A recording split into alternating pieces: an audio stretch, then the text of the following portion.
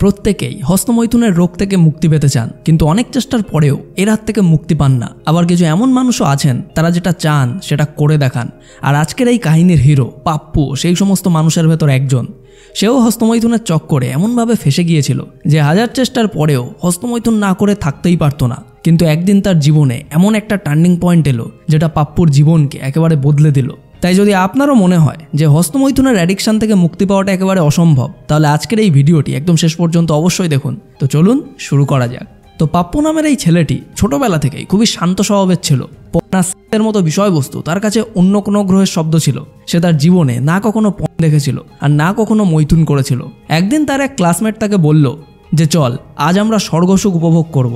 পাপ্পুর কাছে এই কথাগুলো একেবারে নতুন ছিল, তাই নতুন কিছু জানার কৌতূহলে সেও বন্ধুদের সঙ্গে চলে গেল।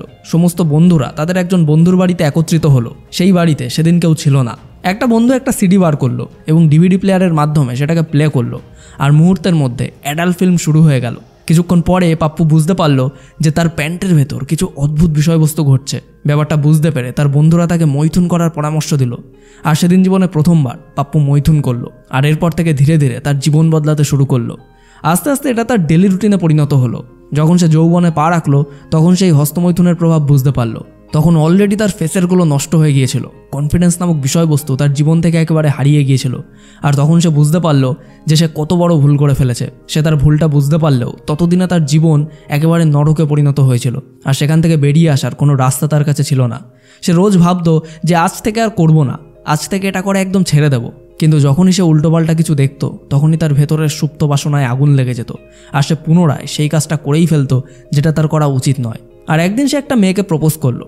আর সেই মেয়েটি তাকে এটা বলে রিজেক্ট করলো যে নিজের চেহারাটা একবার আয়নায় ভালো করে দেখো, তারপরে সব বলতে এসো। এই কথাটা শুনে পাপ্পুর মনে খুব কষ্ট হলো। আর তখনই সে ডিসাইড করলো যে সে হস্তমৈথুন করা সারা জীবনের মতো ছেড়ে দেবে। ভেঙে যাওয়া মন আর প্রতিশোধের আগুনের প্রভাবে একজন সাধারণ মানুষও আগুনের নদী পার করে ফেলতে পারে। এমন ডায়লগ হয়তো আপনি ফিল্মে অনেক শুনেছেন, কিন্তু বাস্তবে এমনটা কখনোই হয় না। তাই পাপ্পু ডিসাইড তো করেছিল যে সে আজ থেকে আর হস্তমৈথুন করবে না। কিন্তু এই প্রমিস সে 3 দিনও রাখতে পারল না, কারণ তৃতীয় দিনেই সে মৈথুন করে ফেলেছিল। আর তাই সে খুবই গিল্টি ফিল করছিল। সে এমনটা ফিল করছিল যে সে হয়তো তার জীবনের এই হ্যাবিটকে কখনোই চেঞ্জ করতে পারবে না। তার কাছে জীবন মানে ছিল খাওয়া দাওয়া করা, পিচকারির মাধ্যমে মজা করা আর ঘুমিয়ে পড়া। এই সমস্ত কথাগুলো ভেবেই সে পুনরায় আগের মতোই হাতের কাজ করতে শুরু করলো। আর এটাও মেনে নিতে শুরু করলো যে তার জীবনে আর কিছুই করা সম্ভব নয়। এভাবেই সে তার জীবন কাটাতে লাগলো। এরপর একদিন জীবন তাকে সেই মেয়েটির সঙ্গে আবারও দেখা করিয়ে দিল। তখন পাপ্পু ভাবলো যে আরেকবার প্রপোজ করে দেখাই যাক। হয়তো এতদিন পর দেখা হওয়ার কারণে মেয়েটি তাকে হ্যাঁও বলতে পারে। আর মনে মনে এটা ভেবেই পাপ্পু সেই মেয়েটির কাছে গিয়ে তাকে আরও একবার প্রপোজ করলো। কিন্তু সেই মেয়েটি পাপ্পুকে আগের বারের থেকেও আরও খারাপভাবে ইনসাল্ট করলো। আর এবার মেয়েটি ইনসাল্ট করার সমস্ত সীমাই পার করে গিয়েছিল। মেয়েটি তাকে বলেছিল যে তুমি তোমার জীবনে কখনোই কিছু করতে পারবে না, তুমি একজন ওয়ার্কলেস ম্যান, তুমি একজন loser, you are a complete zero. আর সবার সামনে এমনভাবে ইনসাল্ট হওয়ার বিষয়টা পাপ্পুর কাছে এক ঘটি জলে ডুবে মরার মতন ছিল। তাই সে সুইসাইড করার ডিসিশন নিল। আর একটা উঁচু বিল্ডিংয়ের ছাদে উঠতে উঠতে সেই মেয়েটির সমস্ত কথাগুলো মনে করতে লাগলো। তুমি জীবনে কিছুই করতে পারবে না, you are a complete zero. আর এই সমস্ত কথাগুলো মনে করে তার মন দুঃখে কষ্টে ফেটে পড়ছিল। আর তখনই সে তার নিজের ভেতর থেকে একটা আলাদা আওয়াজ শুনতে পেল। তার ভেতরের বিবেক যেন তাকে বলছিল, তোমার কি মনে হয় সুইসাইড করলেই তোমার সমস্ত প্রবলেম সলভ হয়ে যাবে? সুইসাইড এই প্রবলেমের কোনো পার্মানেন্ট সলিউশন নয়।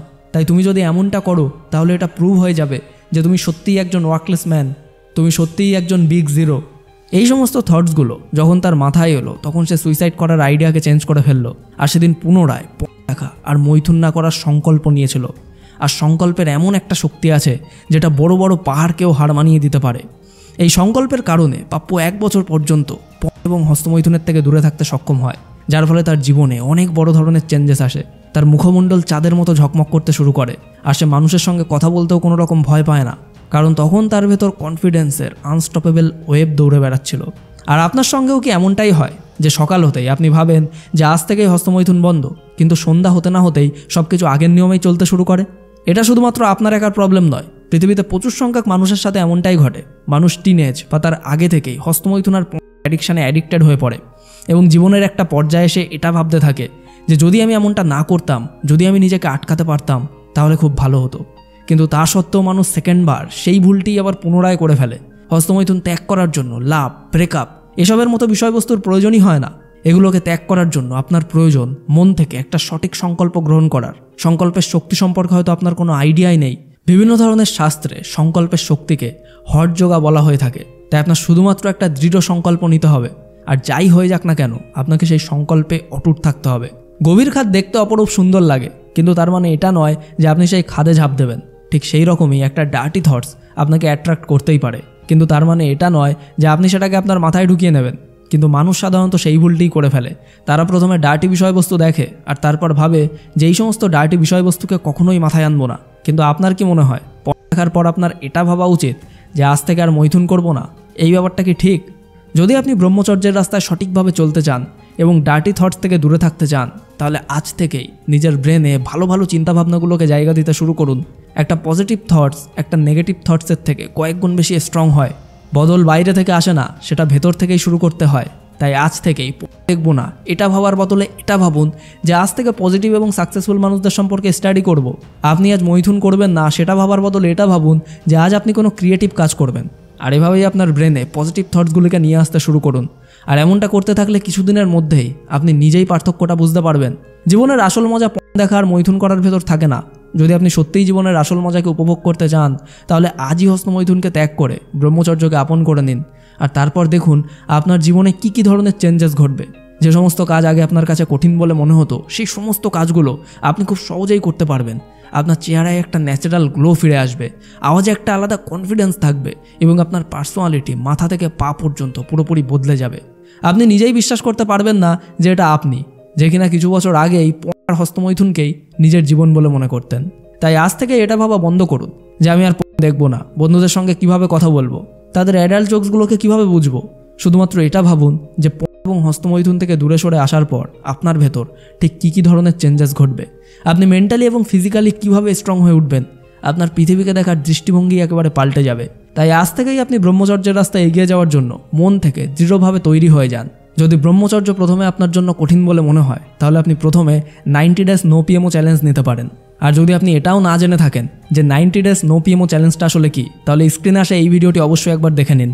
অ্যান্ড যদি আপনি অলরেডি নো পিএমও চ্যালেঞ্জ পালন করছেন, তাহলে আজ আপনার কতদিন হলো কমেন্ট করে আমাদেরকে অবশ্যই জানান। সম্পূর্ণ ভিডিওটি দেখার জন্য আপনাকে অসংখ্য ধন্যবাদ। আপনার সময় অনেক অনেক অনেক ভালো কাটুক।